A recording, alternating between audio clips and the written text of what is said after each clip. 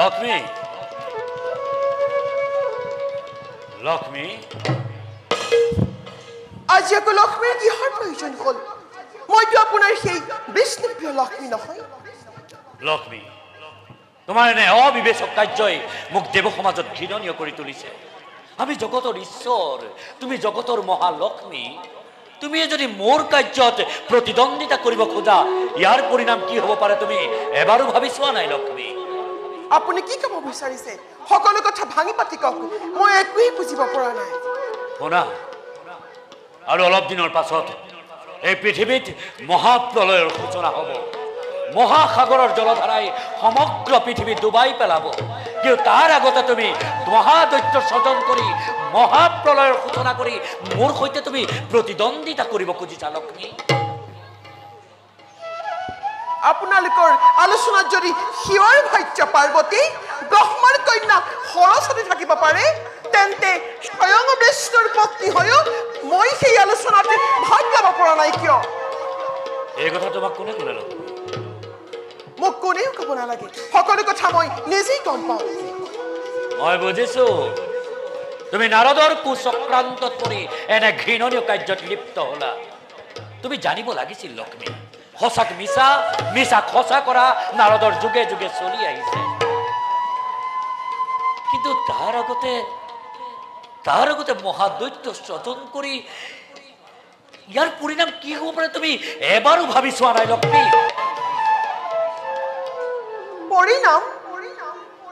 পৰিণামলৈ ভয় কৰি লক্ষ্মী কৰ্তব্যত আগবঢ়া নাই। বিষ্ণু বুজকে লক্ষ্মীক অপমান কৰাৰ পৰিণাম কিমান ভীষণ হ'ব পাৰে?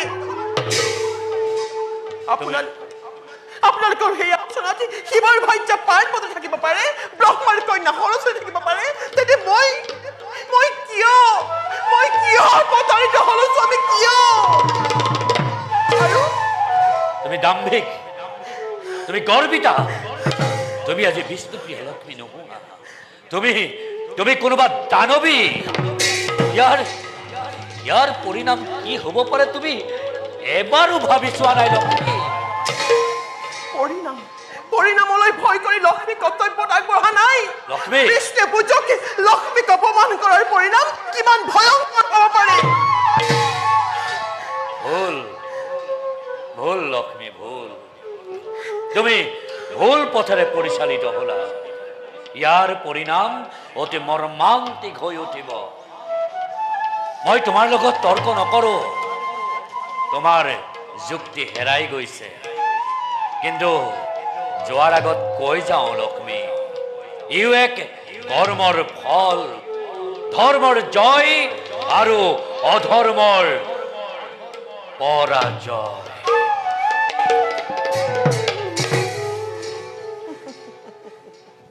লক্ষ্মী ইমান অবলা নহয় যে কাৰোবাৰ সাতৰে কথাত ভুল যাব। পৃথিৱীত মহাপ্ৰলয় হ'ব আৰু এখন পৃথিৱী যাতে সজনী নহয় তাৰ প্ৰতি লক্ষ্য ৰাখিহে মই এই ভীষণ দৈত্য সজন কৰিছো।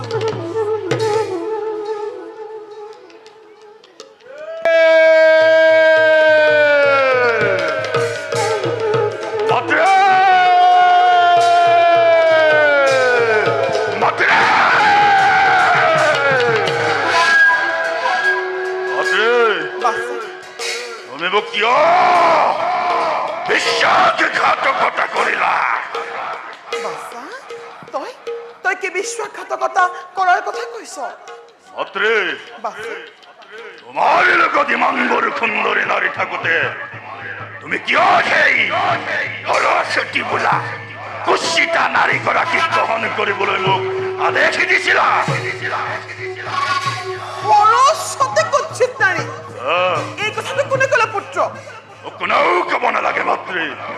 সৰস্বতী মোৰ ওচৰলৈ আহি সকলোবোৰ ব্যক্ত কৰি গৈছে আৰু মোৰ চক্ষু এতিয়াও অন্ধ হোৱা নাই মাতৃ। ভুল পুত্ৰ, ভুল। সৰস্বতীৰ সমান ৰূপৱতী গুণৱতী নাৰী আৰু এই পৃথিৱীত কোনোৱেই নাই। চেষ্টা নকৰিবা মাতৃ, তুমি মোক ভীষণ প্ৰতাৰণা কৰিছা।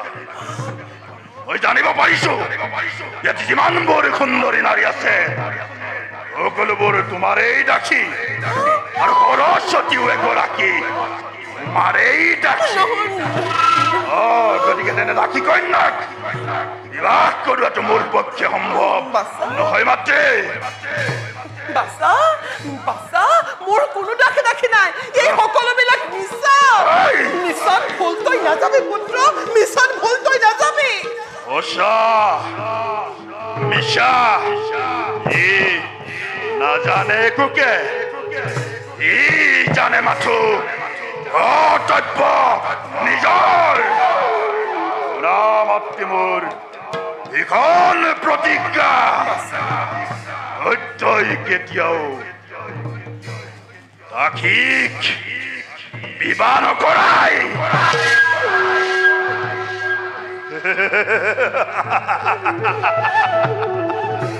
আৰু মইতো তোমাৰ গৰ্ভজাত সন্তান নহয় তোমাৰ স্বাৰ্থ সিদ্ধিৰ বাবে তুমি মোক স্বজন কৰিছিলা মাতৃ তোমাকে দেখিলে মাতৃভাৱ মোৰ নাজাগে এইভাবে মই দাসী কন্যাকে বিবাহ কৰোৱাতকৈ তোমাক যদি বিবাহ কৰাও তেন্তে সমস্ত দাস দাসী মোৰেই হব স্তব্ধ মূৰ্খ পুত্ৰ স্তব্ধ তই কোন মুখে এনে বাক্য উচ্চাৰণ কৰিছ পুত্ৰ হৈ তই নিজ মাতৃক তই পত্নী ৰূপে আশা কৰিছ তোৰ এনে বাক্য উচ্চাৰণ কৰিবলৈ লাজ লগা নাই আঁতৰি যা মোৰ সন্মুখৰ পৰা তোৰ দৰে দৈত্য সৃষ্টি কৰি মই দেৱ সমাজলৈ কলংক কঢ়িয়াই আনিলো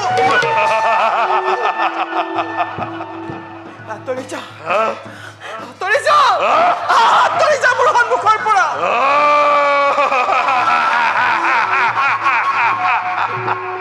ভুল কৰিলা লক্ষ্মী তুমি মহা ভুল কৰিলা এই স্বাৰ্থ পূৰণ কৰিবলৈ গৈ এই দত্তকে স্বজন কৰাৰ প্ৰতিফল দেখক জগতে আজি বুজক বিশ্বই এই স্বাৰ্থ পূৰণ কৰিবলৈ গৈ এই দত্তকে স্বজন কৰাৰ পৰিণাম ইমান ভয়াৱহ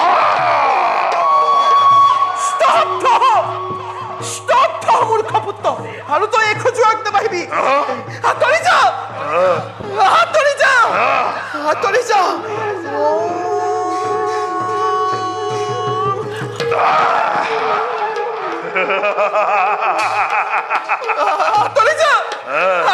যা মূৰ্খ পুত্ৰ আঁতৰি যা এবাৰে দৈত্যৰ নাম উচ্চাৰণ কৰি অপমান কৰিছা তুমি মোক লক্ষ্মী তুমি যদি স্বইচ্ছাই মোক স্বামী বৰণ নকৰা তেন্তে বলপূৰ্বক ভাৱেও তোমাক মই হৰণ কৰি লৈ তই মোক স্পৰ্শ নকৰিবি আঁতৰি যা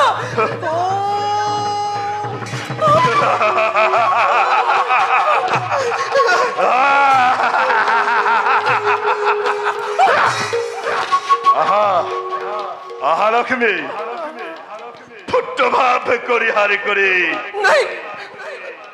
মোৰ হৃদয়ত লোৱাহি জিৰণি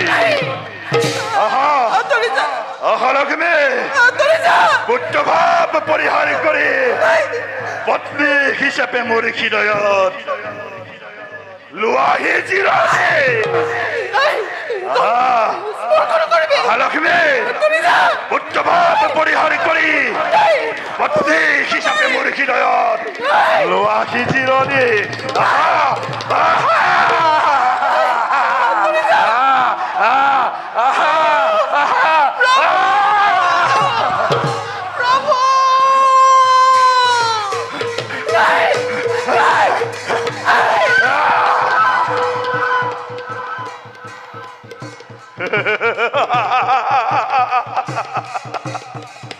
তোমাকে রক্ষা করো আজি কোনো নাই লক্ষ্মী এই হয়তো আজি হরবা হরবা লক্ষ্মী লক্ষ্মী তুমি মোর